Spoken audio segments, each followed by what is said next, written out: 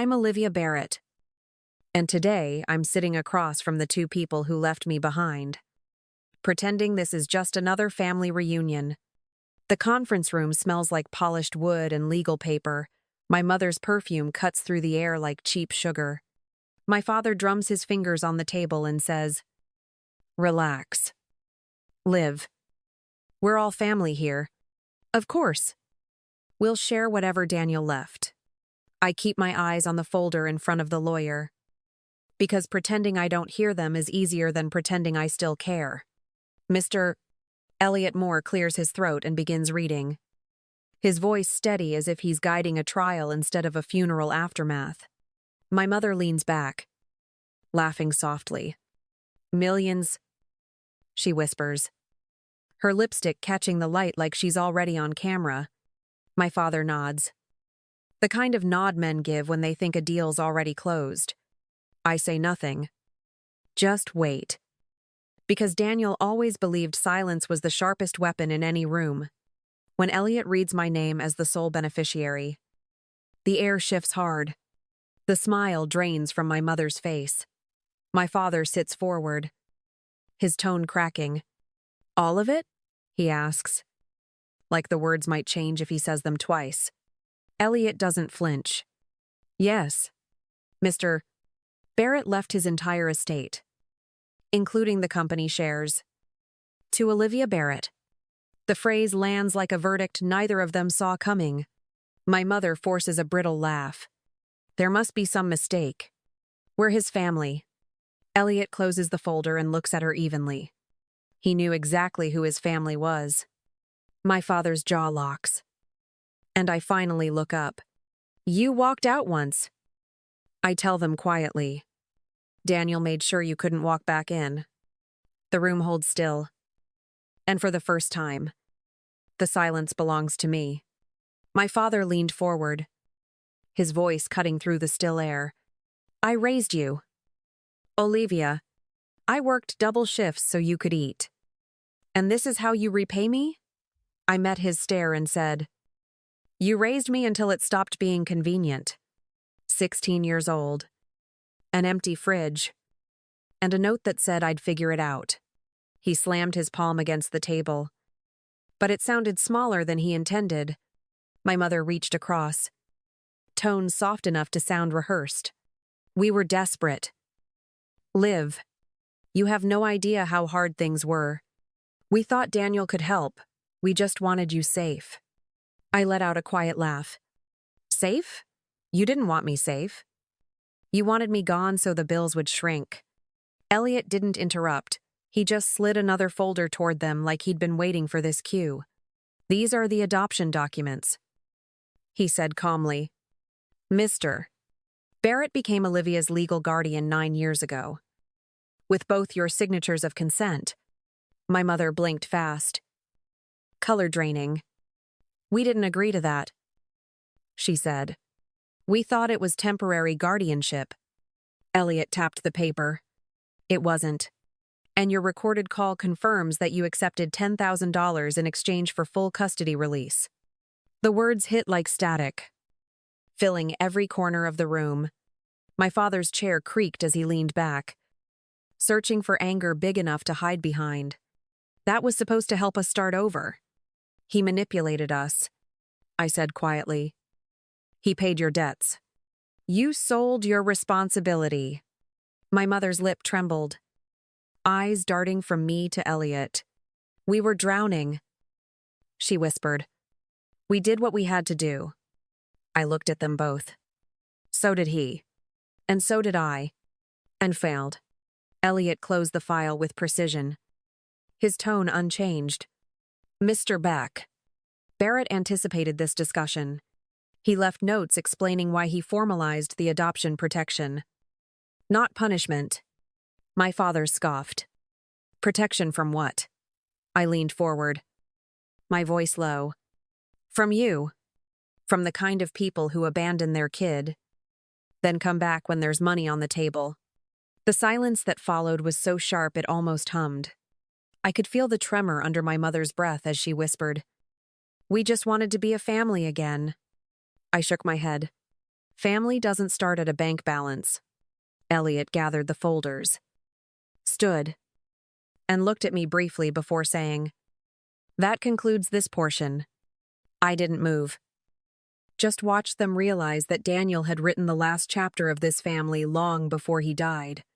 Elliot stayed standing, one hand on the final folder, his voice calm enough to make the words hit harder.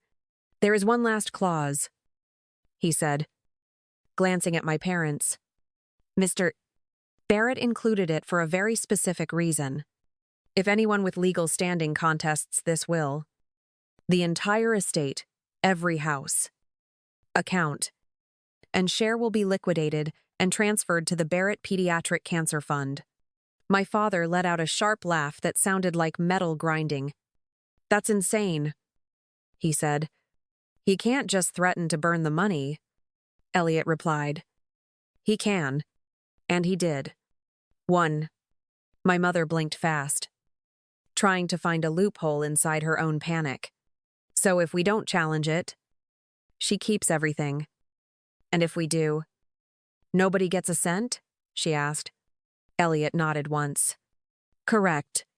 She turned to me, lowering her voice as if she could bargain with blood. "You wouldn't let that happen, Olivia. You wouldn't throw away millions just to keep it from us." I met her eyes and said, "You already threw me away once. Why would I risk everything to make you rich now?"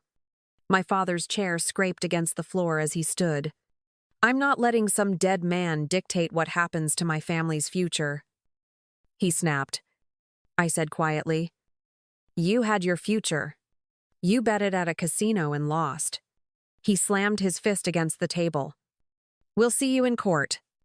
Elliot didn't flinch. "Then you'll see the clause executed," he said. "And every dollar you thought you'd touch will go to children who actually need saving." The words hung there, clean and final. My mother reached for his sleeve, whispering, "Marcus, stop. We can't risk that." He yanked free, his voice low and bitter. "He's bluffing. No one writes something that cruel." Elliot looked up from the document. "Mr. Barrett wasn't cruel. He was cautious." My father glared at me, his voice rough. "You'll regret siding with him over your own blood." I said, "You keep confusing blood with love. They're not the same thing." For a moment, no one moved. The air felt thinner, the room smaller. Elliot gathered the papers into a neat stack and said, "That concludes the reading." I stood, watching their certainty collapse into silence. They'd come for an inheritance. But what Daniel left them was something colder, a mirror they could no longer look away from. A week later, my phone buzzed with a message from my mother asking to meet for dinner, promising it wasn't about money. I agreed, not out of hope but curiosity, and chose a quiet Italian place where the lights were soft enough to blur old wounds. When I walked in, they were already seated, menus untouched, smiles too wide to trust. My father poured wine and said, "Let's start fresh. Liv, we just need a little help, 200,000. To cover the house and medical bills." I watched the wine swirl in his glass before answering.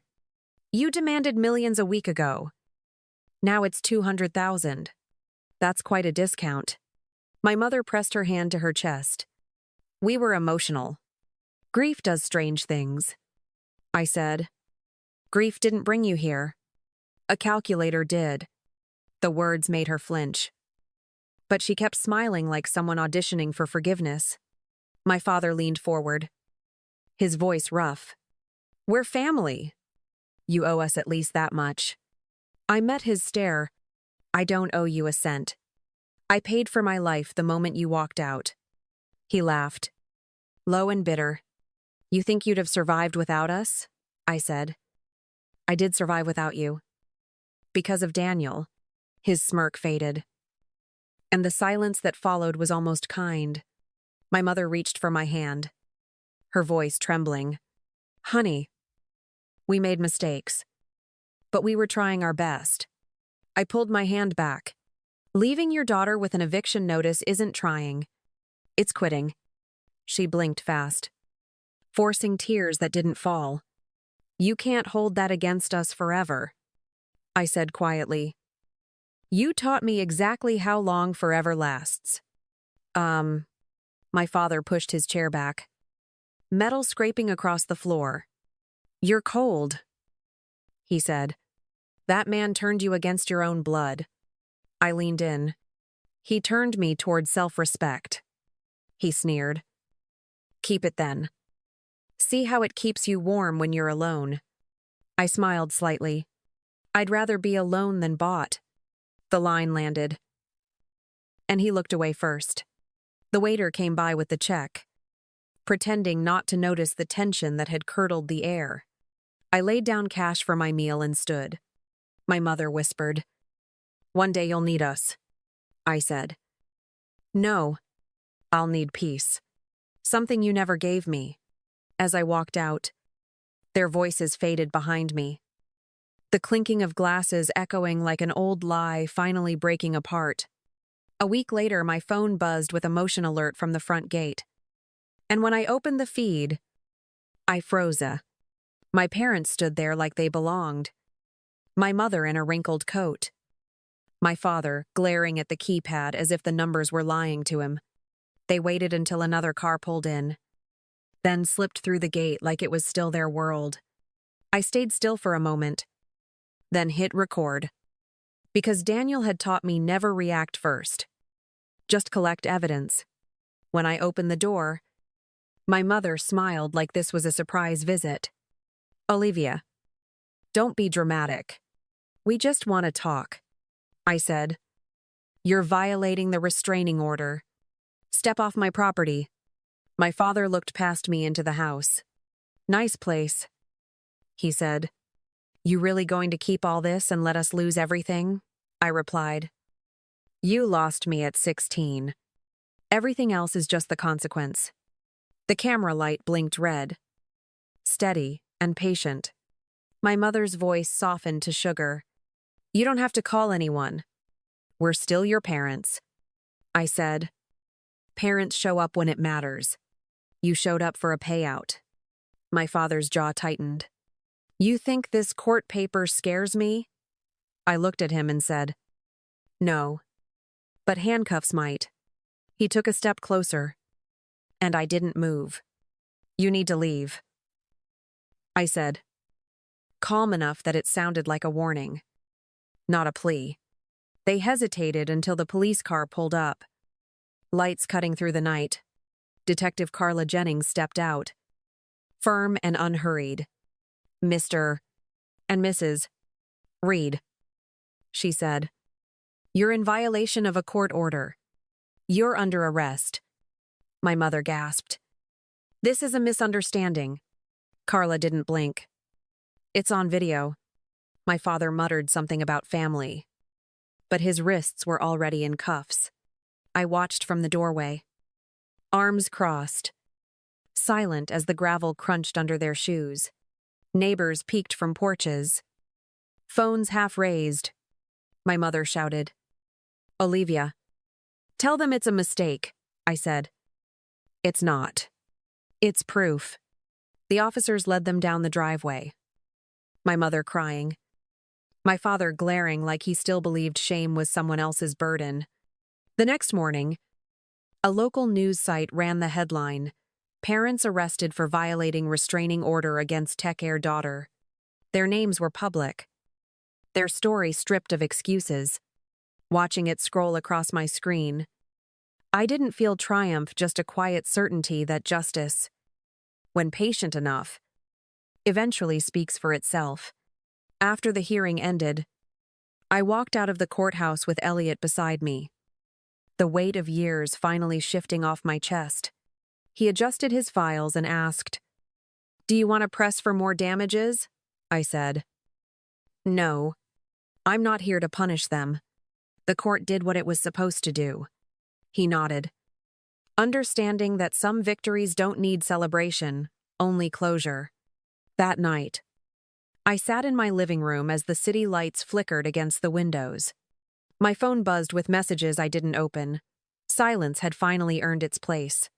I opened my laptop, logged into the foundation account, and authorized another round of scholarships for kids like I used to be hungry for a chance. Not for pity. Daniel would have approved. He always believed impact was better measured in futures, not fortunes. A week later, another camera alert blinked on my screen. Their old car rolled slowly past the gate. Headlights off. The same tired rhythm of people who had run out of moves. They didn't stop. Just lingered for a moment before driving away, watching the footage. I didn't feel anger anymore. Only a distant sadness for what they kept choosing to be. You can't lose something you already let go, I said softly, mostly to myself. Elliot called the next morning. It's over. Olivia, they're complying now, I said. Good. Let the quiet do the rest. He laughed once. You sound like Daniel. I smiled. Maybe that's the point. We hung up, and I stood by the window. The city stretching endless and awake beneath me. Justice didn't feel loud, it felt earned. Later that evening, I drafted a letter for the next scholarship cycle, signing it with Daniel's motto, "Build what outlasts you." I closed the laptop and whispered, I'm still building. Daniel. Outside. The night was clear, and the air tasted like closure. I thought about everything they'd taken and everything I'd built despite it. Family, I realized, isn't who shares your blood, it's who shows up and stays when no one else does. And, for the first time in years, I let the silence stay. It didn't hurt anymore. It felt like peace finally learning my name. Thank you for staying with me through this story. If you believe that justice doesn't always need noise to be powerful, share your thoughts below. Tell me what moment hit you the hardest, and why. And before you go, subscribe for more stories where truth speaks louder than revenge.